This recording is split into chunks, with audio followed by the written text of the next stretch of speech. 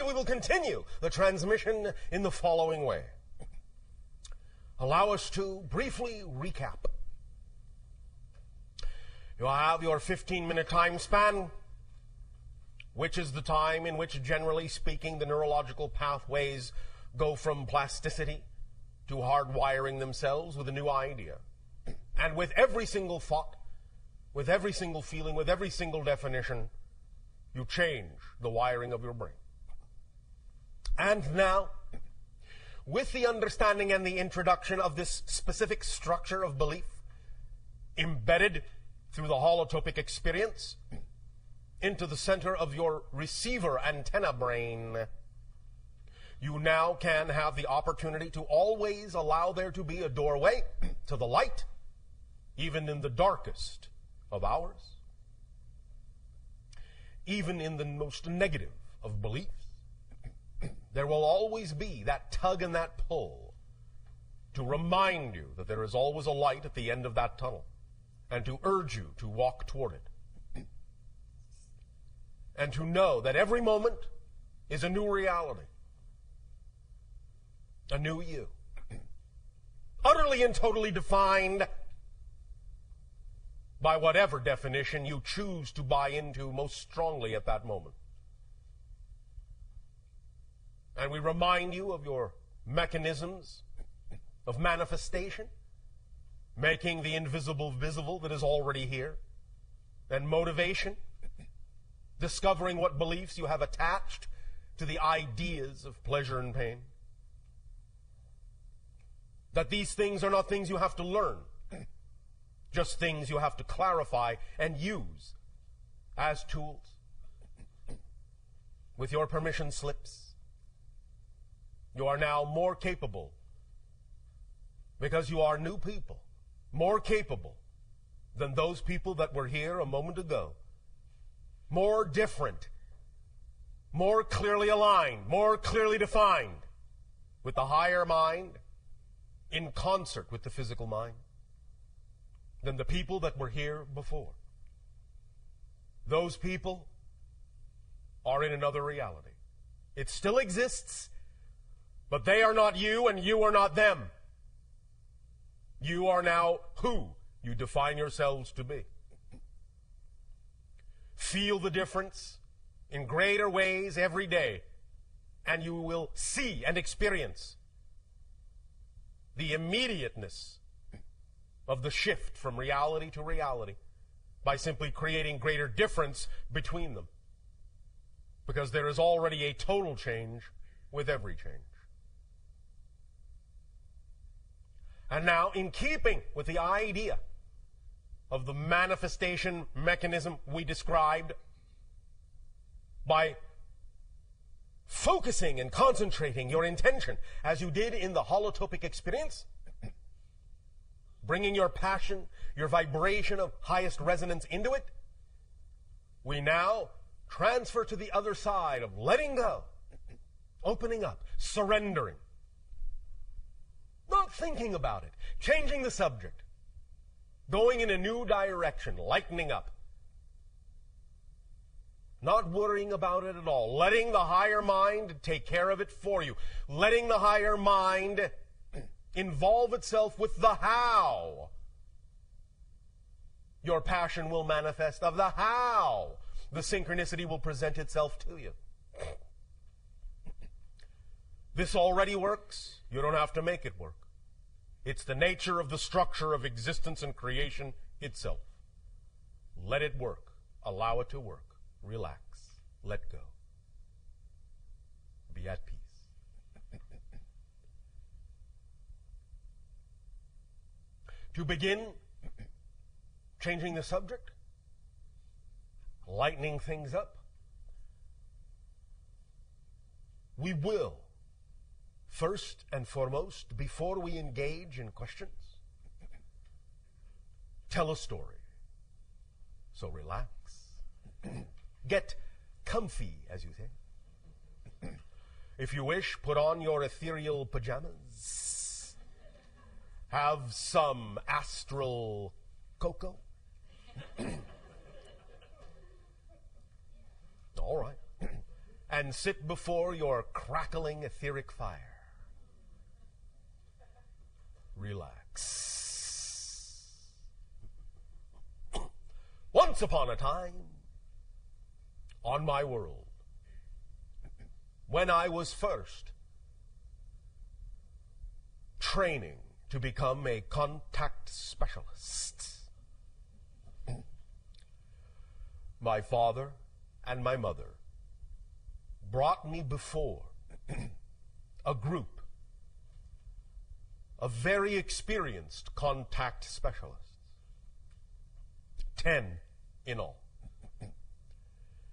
They related to me, each and every one in his or her turn, their stories of their first contacts with other civilizations and what they learned from the experience, what they gained, how they grew, how differently they perceived the idea of creation by having experienced another facet of creation through the auspices of a completely different civilization, and how that reflected upon us and how we could look at ourselves in different ways. Throughout the course of a day, they related their stories to me and also to my counterpart, who many of you know as Anima.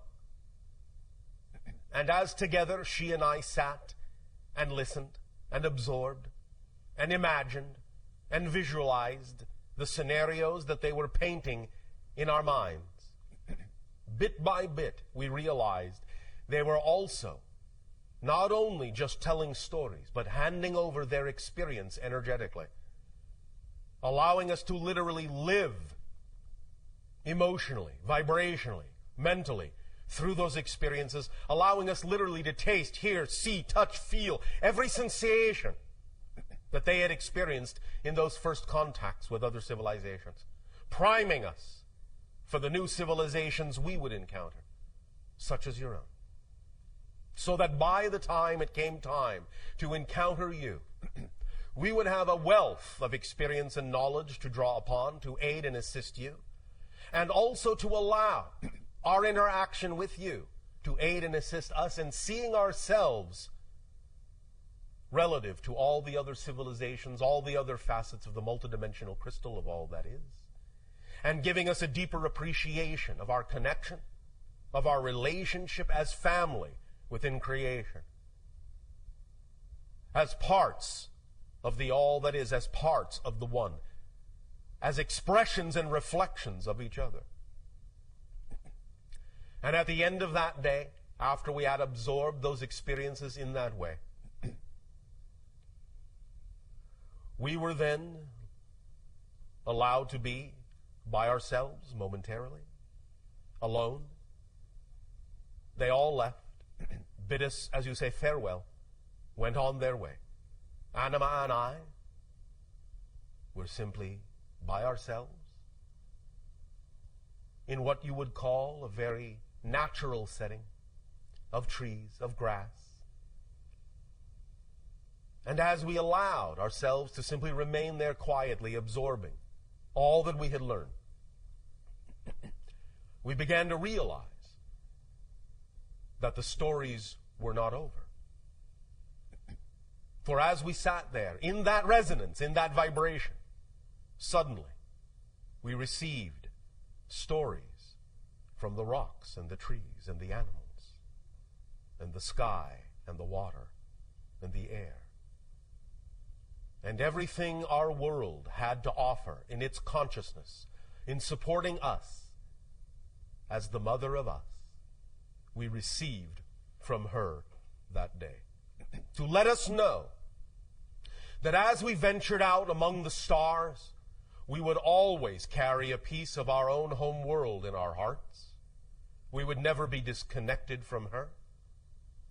And that as we make contact with other worlds, other beautiful gems in space such as yours, not only is it our personage that we present to you, but the entirety of the consciousness of our world, not just the people, but the planet and everything upon it, and everything within it, and everything that it is. So that our worlds are also communing vibrationally as we speak to you as people our respective planets are also speaking to each other through the timeless void of space and time. This communication is taking place on many levels, all at once, all now, and that is what we learned that day. So be it. Kenneth. Yes. Would you like to share your questions now? Yes.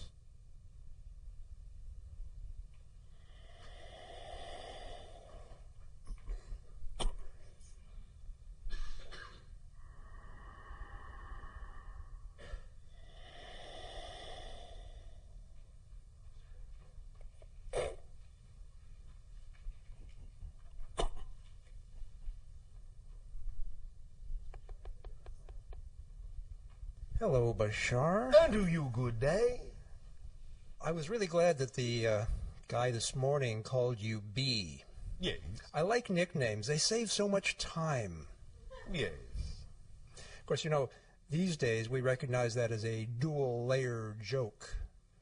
The first layer being, of course, on the human level, where nicknames really don't save that much time. And on the metaphysical layer, we know that there is no such thing as time. Yes. So there's nothing to save anyway. Yes, thank you. Yes. So, I have a metaphysical joke for you. Oh, all right. And I would appreciate it if you would get your people tuned into this. Always. Okay. So, you ready for the joke? Yes. How many Sasani does it take to change a light bulb? Let me check. All right, we give up. How many? None. Everything changes, so the light bulb changes on its own. Oh, thank you.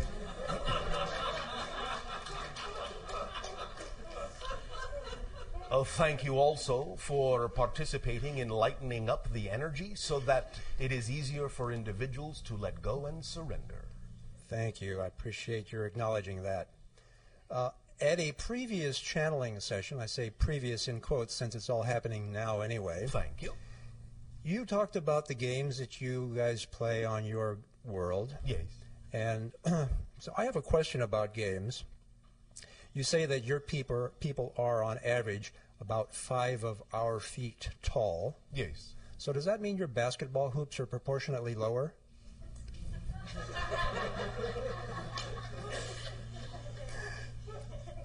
If we had basketball, they would be. Yes. And of course, that's why it's funny for us, because we all know you don't play basketball. Yes. Yeah.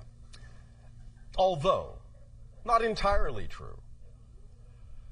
Any time we make contact with a new world, there are usually at least a few of us who make an attempt to emulate some of the things of that world, including some of your games. Mm-hmm.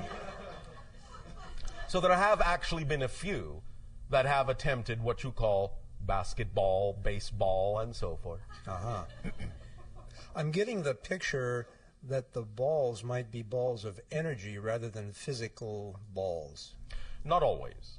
Sometimes we really wish to, as you say, get down and dirty and play like the natives. So that we can gain a thorough appreciation of the physicality that you experience in your reality when playing the game. And do you appreciate it the way we do, or at least appreciate it in your sense? Yes. Yeah, good. You realize, Bashar, that going by the single name Bashar puts you kind of in a unique category that includes Cher and Madonna. Yes. Prince, yeah. Just thought I'd make. Thank you. Anyway, now to my question. I have been reading a series of books called the I Am Discourses, Yes. which are basically discourses given by Earth Ascended Masters, primarily Saint Germain. Yes. And they use the term I Am Presence. Yes. And the concept that they refer to, I believe, is the same as the concept that you refer to when you say higher self. My question is, are these two terms truly synonymous, or are they talking about a level or a span of frequency that's different from the span of frequency that you refer to when you say higher self? It is the combination frequency. When we talk about the idea of the partnership and the relationship in perfect balance between the physical mind and the higher mind together, that can be referred to more precisely vibrationally in the way they mean it as the I am presence. Okay. So there's kind of an overlap there. Yes. Yeah. Okay. The Ascended Masters are purported to have completely, I just about used the word conquered, but I really mean gained command over physical reality in all respects. They can materialize their bodies, as I understand it, dematerialize their bodies.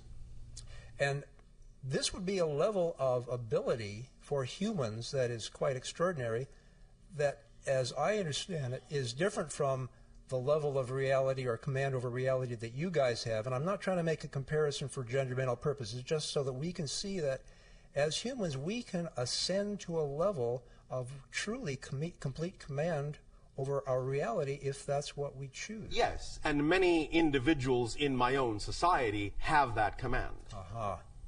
Is there a particular reason why some do and some don't? Yes. It depends on the path they have chosen, what it is they are teaching, what it is they have to reflect, and also to some degree the idea of what many individuals choose to do with remaining in certain levels that make it more conducive for them to interact with other beings of similar level. Mm-hmm. So what is it that they are communicating by understanding and having this command of reality that someone who doesn't have that command is not communicating? First of all, they are, as a vanguard in a sense, communicating to the entire society and constantly reflecting to them openly the potential that exists in all, so that we never forget that by having examples around us all the time.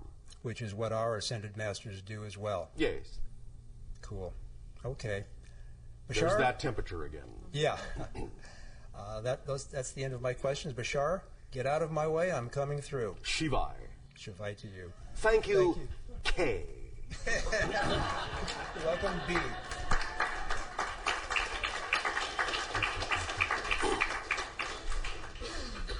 We may continue now to divert ourselves with dialogue and questions, so that we may relax and surrender and know that as we dialogue on various subjects and as we discourse in that way as friends, bit by bit, all the things that you experienced in this three-part transmission will be more and more deeply sinking in, even as you don't think about them at all. Hello, Bashar. And to you, good day. I just want to thank you so much. One moment. All right. I wanted to thank you so much. I saw you probably a year and a half ago at the quantum physics workshop that you did, and my life has just been a series of miracles and synchronistic events, and it's been so much fun. And well, thank you for creating your life to be that. Thank you. At that workshop, you had mentioned that there was these ships in the sky. They were stars. They would look like stars. They were blue and red and white, and they would strobe. And you said that those were the motherships, and I was incredibly excited to spot them, and I did. And I see them all the time, and I wanted to ask you if those, other people tell me, like, they're just stars. That's what stars do. They strobe like that. And sometimes that is what they are. Okay. Sometimes, if you are able to pierce into other dimensional frequencies, you can see that there are other things there. It is simply a matter of having discernment to tell the difference. Okay. A year ago at the Burning Man Festival, yes. I would say my highest excitement at that time was to make contact with a UFO. And I meditated on it for several months before I went to the festival. And when I got there, I saw stars flying in the sky. And so did several of my friends. And it was really exciting. And then one particular night, it seemed as if the planet Jupiter flew across the sky. No. And there were several of us who obviously it wasn't the planet Jupiter. It was something else. It looked like maybe it was parked in front of Jupiter, but definitely a very bright object that was pretending to be Jupiter that evening, flew very dramatically across the sky, and about 10 of my friends saw it, and it was incredibly exciting. And I don't know what to make of that. What do you need to make of it? I'm curious from your perspective what it was that we actually saw and how it manifested itself in that manner. There will always be, in a sense, observations made and observations allowed to test the level of ability that you have as beings to pierce the veil into other dimensional frequencies and see things that otherwise you would not be capable of perceiving. So many of these are simply, in that sense, barometers to allow us to know and others to know what level of frequency you happen to be operating at in that particular scenario, so that we can, in that sense, gauge and understand what different scenarios allow you to do as permission slips to take yourself to different levels, and what, by taking yourself to those different levels, you are capable of perceiving. Okay. For we will know when you can see us, and we will know when you cannot. Interesting. And that will go into a large pool of understanding and knowledge about how ready your species and your planet is for further contact. Okay. All right? Yes. So you can make that of it if you wish. I shall. Thank All you. right. Another question. I have a negative blood type, and I've wanted to ask you this for a while. I've read about it, and I've tried to understand where it comes from.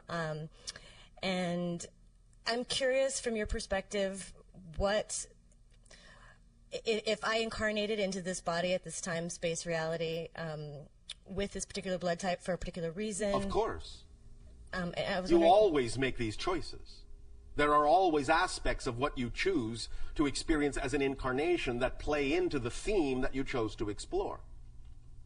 Again, the question is, what do you make of it? What does it turn your mind to? What does it focus you on? When you create symbols for yourself in your reality, it is usually reflective of some aspect of the theme that you are exploring in this life. For example, the channel's blood type is B positive.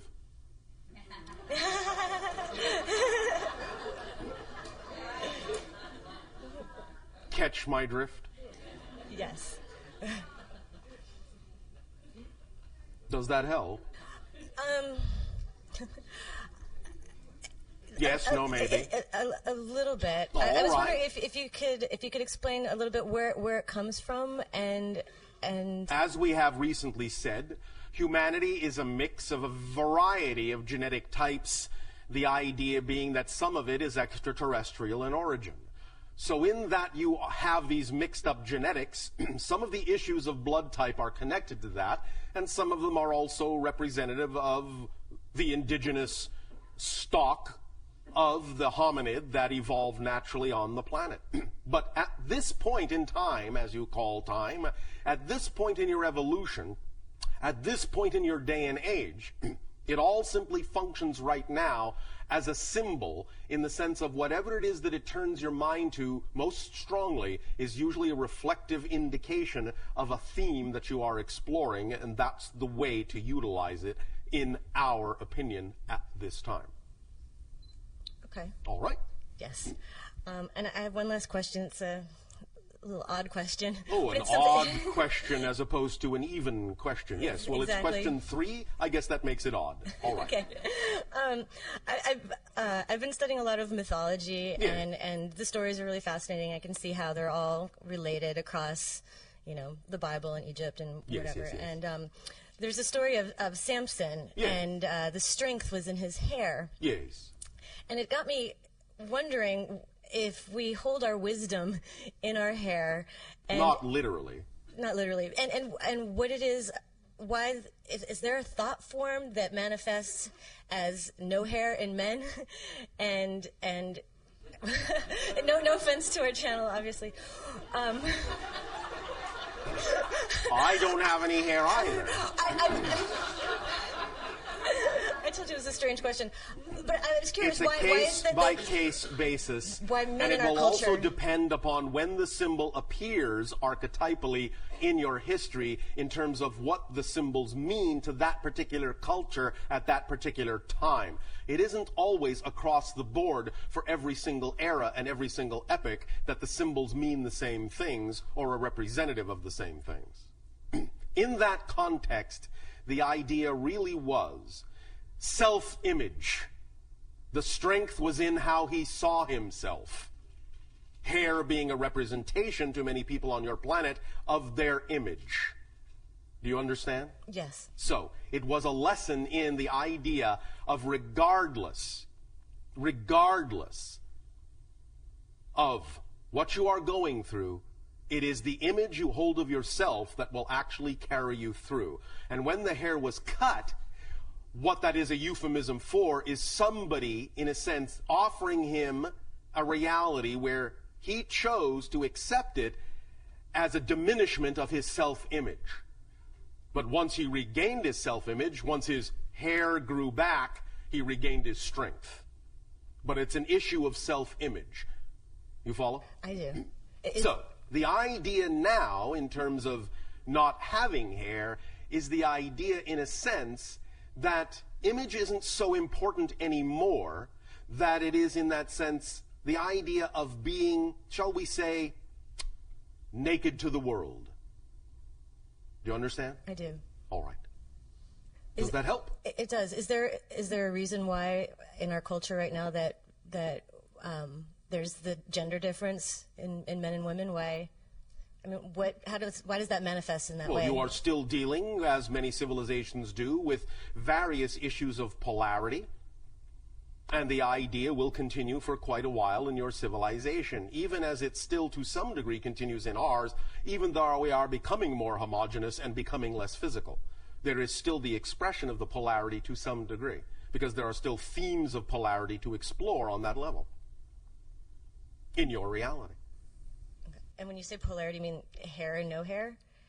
I'm confused. I am speaking now of what you just said about the idea of male and female. Right. But I'm saying, why is it that men in our culture tend to, it's usually not a pleasant thing when this happens to men in our culture, and I'm wondering why it manifests that way as a gender difference. Vulnerability. The males require more vulnerability. You understand? I do. Thank you. Thank you. Thank you very much.